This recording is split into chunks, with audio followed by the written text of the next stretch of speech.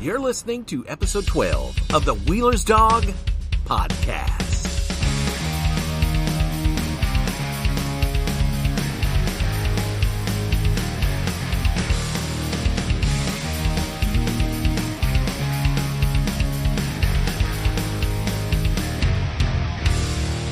Hey guys, hope everybody's doing well in these very uncertain times.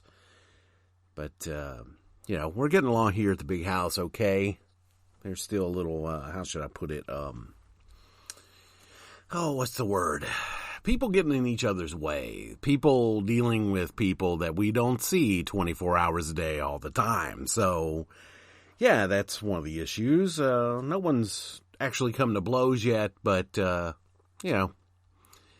who knows what's going to happen in the next 30 days. Hope everything's going well, whatever you're doing. Me, I've decided to step away from my job a little bit because we can't risk any health issues with the mill. She's definitely in that high-risk category of possibly dying from the COVID virus, COVID-19. Plus, she's got some breathing issues. I've got some asthma issues. Jamie's got some asthma issues. So I think it's best that we just kind of have me at home instead of running back and forth to Raleigh, touching gas pumps, being in a shop full of 100 people or maybe less. I don't know. But we've kind of decided to make that decision with a family meeting over the weekend. So that's what's happening there. And on my award-winning blog, I talked about the trip to the vet with our two bitches, Lucy and CJ. They're doing fine. They're happy. They weren't too happy with me that day, but, we got to do it.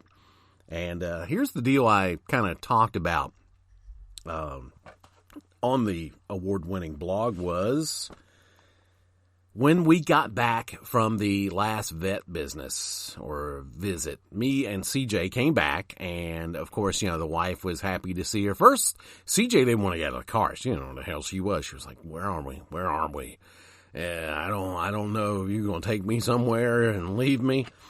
So eventually, Jamie came out of the game room and called her name, and CJ came. "Oh, yeah, okay, all right, I'm home. Yeah, all right, let me settle back in." So when we did, we got out of the game room into the kitchen, and lo and behold, it looked like there was a koi pond in the kitchen. That's right.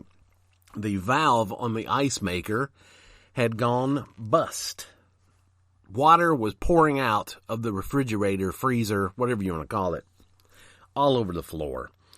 And it was just a big mess. So I have to pull that thing out to make sure, to find out how to turn the valve off. Well, it's got this tiny valve, and it wouldn't turn to my fingers. And of course, I want to get it to stop ASAP, because when I opened up the freezer, there was just water pouring out of the ice maker into the ice tray bucket kind of reservoir thing. And it needed to be stopped. And so I couldn't turn it with my fingers. It wouldn't turn at all to turn that little T valve off or whatever it's called. See, I still don't even know the terms, even though we discussed it. But I used something. I didn't have a tool handy, nothing I could find, and I ended up breaking off those little things. But I found a wrench, or a pair of pliers, I should say, and I was able to turn it off that way. That stopped it. Yeah. So I was able to empty out the ice tray with a plastic cup, get the water out, pour it down the sink, and then eventually pull it out to see what was going on and clean it up a little bit. And I pulled out again, I had the refrigerator pulled out. And so, as a matter of fact, I turned the water off at the valve out on the street because I couldn't get the damn thing to turn off. And then finally, when I got back, I twisted it nice and tight, went and checked, turned the water back on, and it wasn't leaking, but the T valve, or whatever it's called, the mechanical valve, just was still dripping water. And let me go ahead and tell you this. I don't know squat about fixing most things like this. I don't know what I'm doing. I'll be honest. When I was growing up as a kid, I could not care less. Anytime my father pulled out a toolbox, I was gone. I was a ghost. You could not find me. It does not interest me because there's two things really. It bores me to tears, so much so to where I kind of get antsy about it and I need to do something else besides what I'm doing. And I'll run screaming into the night. And the other thing is, if things aren't working out the way I want them, I get highly aggravated and angry, and I start breaking things, the very things that I'm trying to fix. So I'm not very good with mechanical things. I don't know if it's because I don't understand it. I don't know if it's because I can't stand to do it or what the deal is. I think I just lack patience with it. I don't know how anybody can be a mechanic. I've seen my father, do things to cars and stuff, and what we think is going to be fixed, lo and behold, it's not fixed. It's just, it seems like it's way more aggravation than it's worth to try to fix something on your own. So that's why I steer clear of it, and I will gladly fork over money to have somebody else deal with that stuff, because personally, I don't need the headaches. So I got on the horn once I got the water flow stopped to like a little drip. I couldn't figure out how to get the drip to stop. So I called up my father-in-law who used to do this. He was a serviceman for Sears for decades. And we did it over the phone, with social distancing. And plus, he's got some issues with his legs and stuff, and he doesn't need to be getting on the floor, all that kind of stuff. So I figured, I'll call him up, talk to him. Maybe we'll get this hammered out over the phone responsibly without spreading any kind of disease. So that wasn't working out. He was using lingo. I didn't know what the hell he was talking about. Plus, he couldn't hear me because there is that hearing issue. And he wasn't understanding what I was trying to get across. And it was just a big call of misunderstanding, and I was getting highly frustrated with it. And so then I ended up making the leak worse because I did what I thought Jim told me to do, was tighten up all the valves on the T-valve mechanical thing. And the dripping started at another place on that valve. So I was starting to panic. Something had to be done.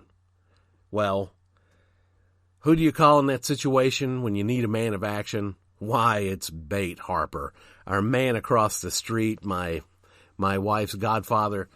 Bate was over in a matter of minutes. I asked him to bring over some wrenches that he might need, and we got hold of the situation, but I had done made it too worse. We figured out that I had made it too worse. It's going to constantly drip. So I'm trying to get the people to understand, hey, if I'm moving or I'm changing out a refrigerator, how do I unhook this? So I don't think that I was understanding Bate or Jim about this situation, but Bate came to the conclusion that if I disconnected it, water would just go shooting all over the place. There's a valve under the house on the same line that can be turned on. Well, that's great.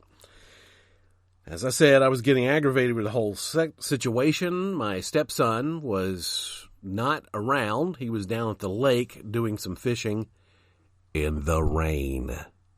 I don't know why he was fishing in the rain. Apparently, it's a sickness. People that fish, they'll do it in any kind of circumstances. I'm sure if you go, look behind Jim Cantori at the next hurricane, there will be people out there fishing on the piers. I don't understand this sickness when it comes to people and fishing. I don't even understand the whole deal with fishing, but that's a podcast of another horse, so to speak. But I was getting aggravated. And, again, what I do when I get aggravated, I get angry and I'm not very nice. Kind of like the Incredible Hulk on that TV series, but I decided I was going to go get a umbrella out of my wife's car and walk down to the lake. So that's what I did. I didn't tell anybody where I was going because I needed to get out of that situation fast because I was highly aggravated. And so I walked down there, and the lake behind the house, it's still on my father-in-law's property that's like right behind the house, and he loves that lake. There's a lake house there that they used to hang out, play poker, just to get away from the rest of the world. That's what they used to do. And Matthew likes to go down there and fish. So that's where he was. He was down there with a buddy. They were social distancing on the small boat, however you can do it. So anyway, I walked down the hill, and it's a very steep hill to begin with that snakes around 2 turns. It's raining. It's muddy. There's leaves. It's slick. I almost fell down once, but I didn't. I managed not to bust my ass. So I'm very thankful for that, because once I've had like one little slip, I was like, okay, all right. Let me walk over here on this moss. Okay, all right, there's some bricks. I'm going to walk on it, for grip. So I'm starting to get soaking wet because it really was coming down. Back of my shirt was getting wet. The bottom of my windsuit, whatever you want to call it, some athletic pants, they were getting wet. My shoes are of the athletic type, very airy type, not leather. They were getting wet. My socks were getting wet. So I'm taking a slick walk down there. And, I see his buddy's 4-wheel drive vehicle, because that's the only way you can get down there. A 4-wheel drive vehicle. Now, Matthew has an all-wheel drive, but since it was raining and muddy, I didn't want to chance taking that down there, because I didn't want to get it stuck, or we weren't able to get it back up. Excuse me. So I didn't take that. I just took the walk. So I get down there. They're not in the vehicle. I can't tell where they are until I start to kind of get closer to the vehicle.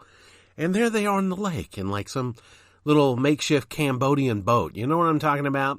Like Apocalypse Now or something like that. You see Vietnamese or something. They're in boats, and they've got these covers because of the rain. So they've got like a tarp set up with sticks in this boat, and it's just raining, and occasionally they push the tarp that's over them to push water off of it, and they walk over to a corner. Meanwhile, they're just looking at me like, what the hell's he doing here? What's going on? And then they paddle to this thing. I don't know what it was.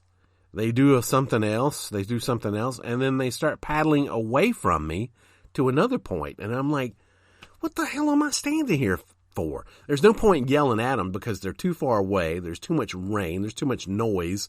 I'd be wasting my breath to talk to them. So I was like, all right, it's not a do or die situation. The water is under control. It's just dripping. It's not a big deal. I'll just wait patiently. So they check something to do with catfish. I don't understand it. I didn't even really listen. But they finally were unpacking the boat and everything, and I'm getting tired of waiting. So I decided that I'm going to walk back up the hill. And I do. I walk back up, and there's Bate and Jamie. They're on the way down to the lake to see if they could find me because, well, Jamie was worried. She didn't know where I went. She didn't know if I went under the house to kind of turn this valve off myself, or if I decided that, maybe he just took off to the lake. So they found me on the way back. And again, it's a very steep hill. And so as I'm coming up, being a large man, you kind of have some wind issues, moving around all this heft, especially up a big steep hill. So Jamie's like, are you okay? I said, yeah. Give me a second to catch my breath. So I take a couple of seconds, catch my breath, and then I start back up again. And we'll get to the top, or near the top, and it gets like a little steeper, like right there. And she's like, take another break if you want. And I was like, oh God, I got a sharp pain in my arm. And she turned around like, biggest concern on her face and everything. And I'm like, no, I'm just kidding. She was angry at me at that point. Bate was standing up there laughing. He didn't think it was funny at first, but he realized I was joking because I wasn't really grabbing anything. So maybe that was kind of a mean thing to do, but hey, I saw a place for a joke. I had to take it. And then finally, as we sit in the game room, socially, distantly apart, me, Bate, and Jamie, we decided to crack open one of the Budweiser Nitro Gold beers. I like a good gimmick every so often, and it's a decent beer. I mean, it tastes like a Budweiser that's a little smoother, more bubbles, much smaller bubbles. It's enjoyable, you know. So it's a nice way to get 5% alcohol into your system. So I kind of needed that at the point because I was still just kind of bubbling with a little frustration underneath. So MP finally arrives. His buddy takes off. MP gets in there, and I have to ask him to do us a big, huge favor. He has to crawl under the house all the way to the other end. That's where it gets very small and tight under the house. So, without reluctance, he put a jacket on so he wouldn't get too dirty, his shirt too dirty. Put in like extra flashlights. I gave him a can of WD-40 because if that valve is just as hard to turn as the one I tried in the kitchen, I wanted him to be prepared and not crawl all the way back over. And also had him take a headlamp that I use here as a matter of fact, I'm recording it in my office downstairs. So if it sounds a little different, that's why. But I keep a headlamp in here to kind of look at my CDs when I'm pulling them for each day. So I could see him occasionally, like light underneath the house. I mean, the furnace is in my way. The furnace and all that is kind of like in the way, so I can't see where he's at. And he managed to get over there. He said he had one little problem, and there was one part where he had to go over a pipe, and the cross beam, whatever you want to call it, that supports the floor, it was just tight that he could barely get through it. Now, if Sam was here, that skinny dude would have had no problem at all, but I actually thought about doing it, and I asked him, I said, I never would have made it over that, would I? And he was like, nope, you wouldn't have made it. So I would have been stuck, and then 911 would have had to been called, and they'd have to pull a fat guy out from under a house. That wouldn't have been too good. But like I said, Matthew made it over there. We had to have people beat on the floor to kind of show him where the refrigerator was and where the valve is under the house. I don't know why it wasn't put in some place that's easier to get to, but hey, I didn't make the house. But anyway, we got the water shut off. When I got up this morning, there was some water on the floor later, but that was after I checked it to make sure it was all, fine. It wasn't still dripping. Just whatever was still left in the line was just kind of dripped out, and everything was groovy. And coming up after this break, I've got the Turtle Taste Test results. Eating Winston-Salem one restaurant at a time. The Man Who Ate the Town podcast is available everywhere you find podcasts and at tldpodnetwork.com. Now that's delicious. As I explained in a previous episode, the Turtle Club here that we're a part of, we do things to kind of entertain ourselves. Now, the first taste test we did, because there's been a whole lot of discussion among Hellman's, Duke's, mayo, and any other kind of mayo. It's like lots of people are like hands down Duke's, all that kind of stuff, and people will fight you over it. And so that was the first taste test that we did, because everyone was passionate about it. Well, I'd gotten into this thing, following AJ Allmendinger. I wanted to support his sponsors. So, Hellman's was one of his sponsors. So I would get some Hellman's all the time. We've always kind of been a Duke's house here. But the results of that taste test, that turtle taste test, And we had it out here in the backyard, behind the big house, at the pool. Nothing goes with summer like tasting spoonfuls of mayo. So, yeah, that's what we did. And it came out to be Sours mayo on top. Sours, which is also made by the same people that make Duke's. It's slightly different recipe, but it became the top one. So, hey, how cool is that? Bait lost the results to that, so we are, I can't tell you what placed second, third, fourth, or anything like that. Now, this last time we did a ranch dressing taste test, and here's how it came out. The best one with 5 votes, no 5 best votes, none for worse, total score 5. Piggly Wiggly. That's right, the store brand, ranch dressing, took the number 1 spot. Then the Lowe's brand took a 5 best, 1 worse, for a total score of 4. You see what I'm saying? 5 best for Piggly Wiggly, no worse, so 5. So 5, 1 equals 4. Up third, Hidden Valley, 3, 1 for a rating of 2.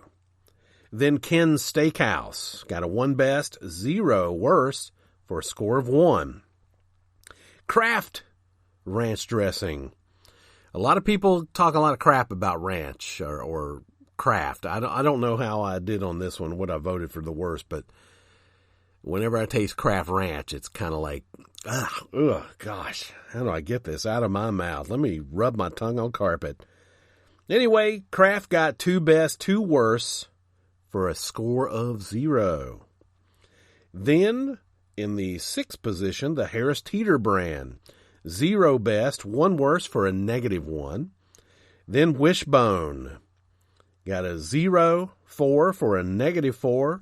And rounding out the 8 brands that we tried of ranch dressing, Full Circle Organic came dead last. 0 best, 8 worst, for a total of -8. That's how that one came out. Now, some of the other taste tests that we've done, yes, we've done that. So, of course, after the mayo, we had to do not a ranch taste test, but a ketchup taste test, a turtle taste test. Well, we did ketchup. We did, looks like, 8 different ketchups. Coming out on top, Full Circle Organic. 5 best, 0 worse for a total score of 5.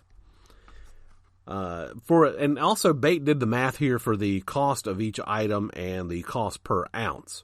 That's a 10 cents per ounce ketchup.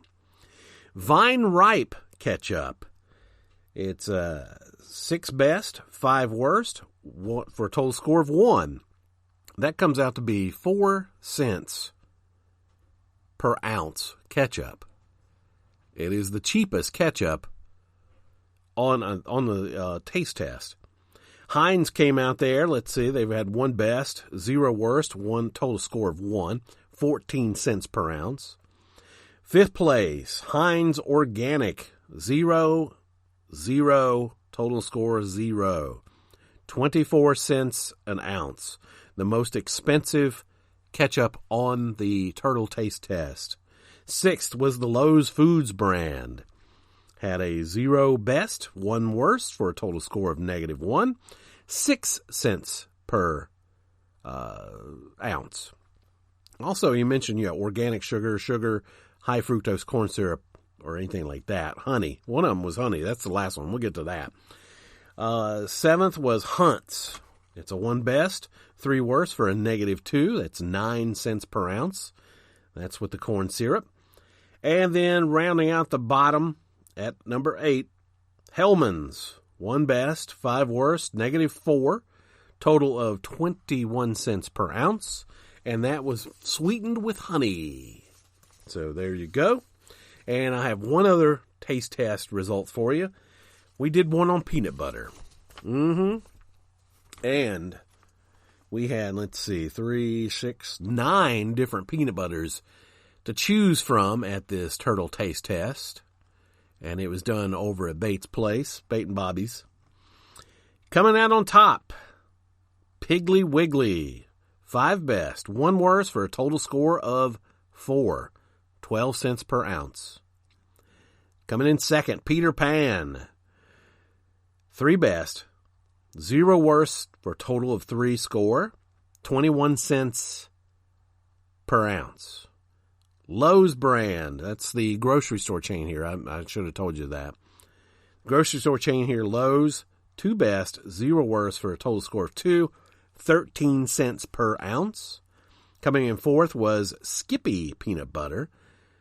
2 best, 0 worst for a total score of 2. That's 18 cents per ounce. Coming in fifth was the Bilo brand. That came all the way from South Carolina along with the Piggly Wiggly. Bilo had a 0 best, 1 worst for a -1. 12 cents per ounce. Coming in sixth, the Food Lion brand. 0, 1 for a -1. 13 cents per ounce. Jif, there in seventh place. This one surprised me.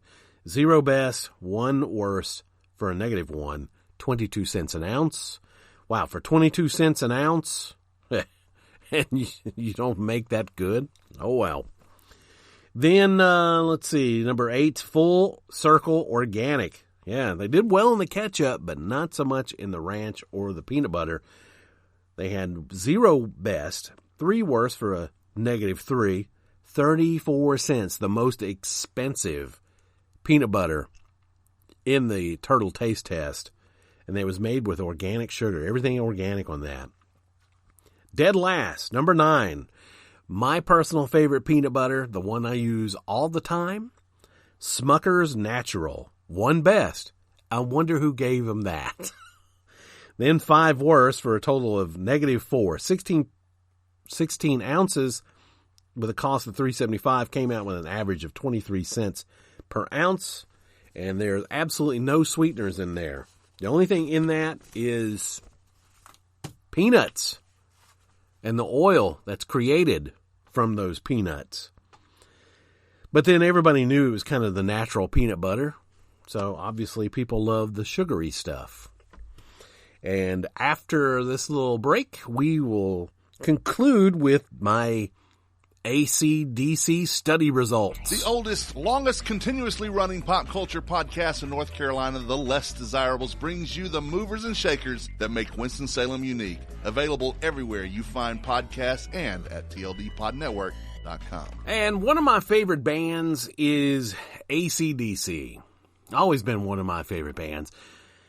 I love the Bon Scott era most, but as a fan of hard rock and music in general, well, yeah, everything. I have listened to much AC/DC, along with some of their other, the other hard rock bands. And one of the things that I've always noticed about AC/DC, and I've brought this to the attention of several of my friends, they are really into cymbal crashes. You know what I'm talking about? Well, psh, psh, psh, psh, to accentuate the music. I'm not talking about the ride, ding, ding, ding, ding, ding, ding, ding, or even the hi-hat cymbal, like that. I'm talking about the crashes, I can't explain it.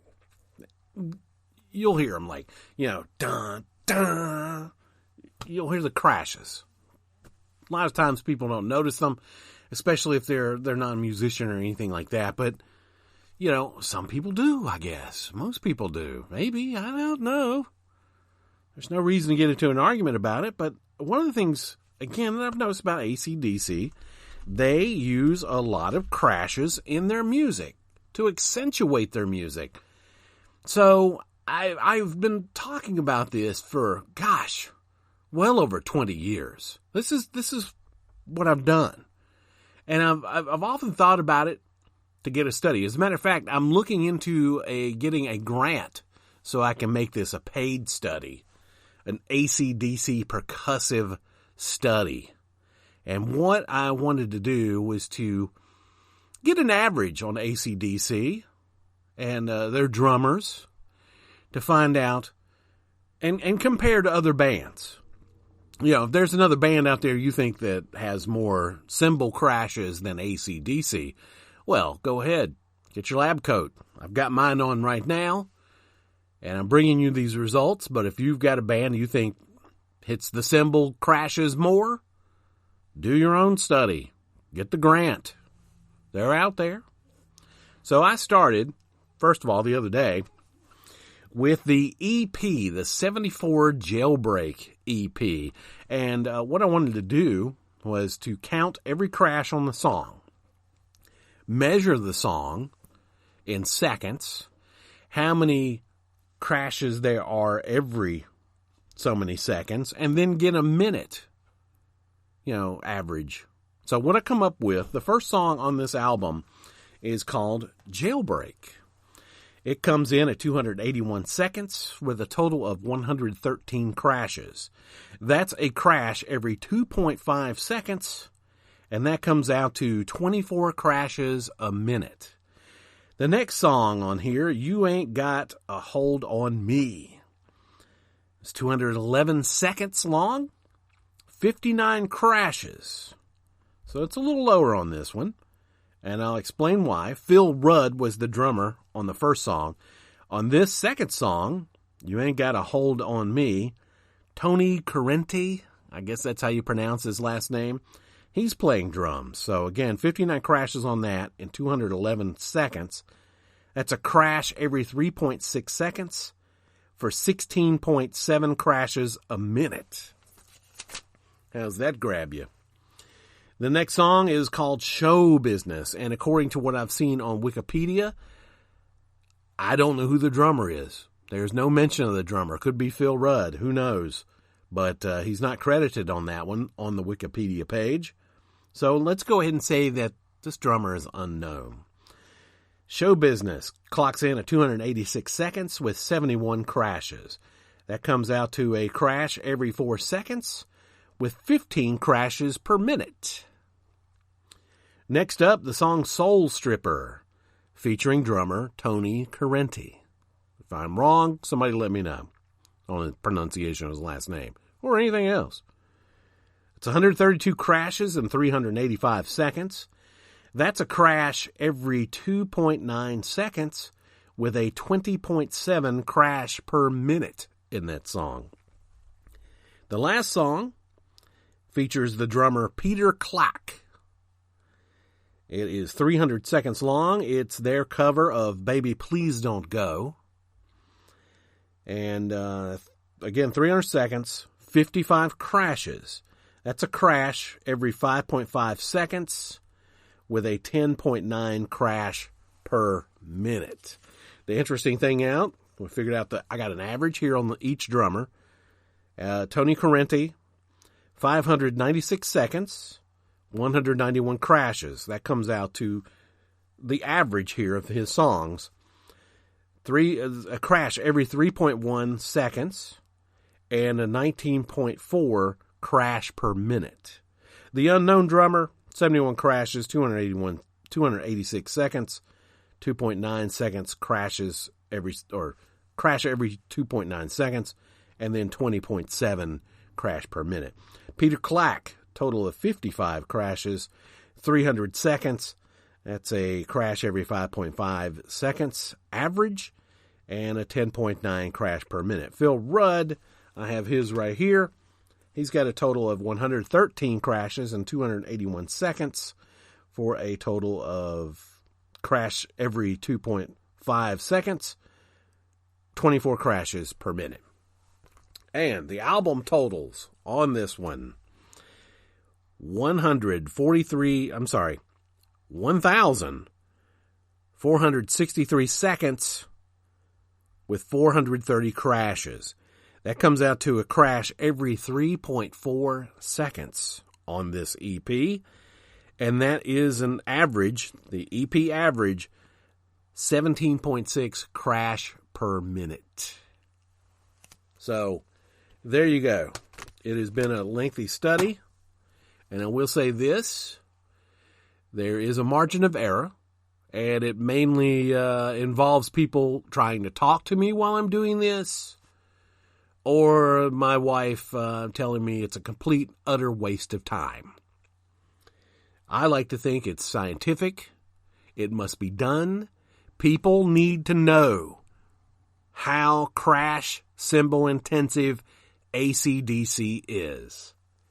And I've taken it upon myself during this self-quarantine during the COVID-19 virus to do this important scientific research. It must be done, not only for the world of science, but for the world of rock and roll. And I will be turning in my findings to the Rock and Roll Hall of Fame. So look forward to that. Also let you know that as we wrap up this episode, that Patreon is on hold. All the podcasts that I'm releasing, I might reduce it down to one a week because, being at home alone or home with everyone here and not actually doing anything outside of the home, I've got a limited resources of things to talk about. So I might reduce it to one. I'm going to try to keep it up with 2 a week, but we'll see how it goes. The Patreon, again, suspended. I appreciate all the people that have helped me with my efforts, and I just think that your money is better spent elsewhere or kept in your pockets during this time. So I hope you get something out of this, especially with the AC/DC research that must be done. And if you'd like to leave a message, and it will most likely be used in an upcoming podcast, by all means, call the Wheeler's Dog Speak Line. That's area code 336-422-6006. You folks take care of yourselves. I've got some AC/DC to study upon. Take care of yourselves, okay? Stay safe.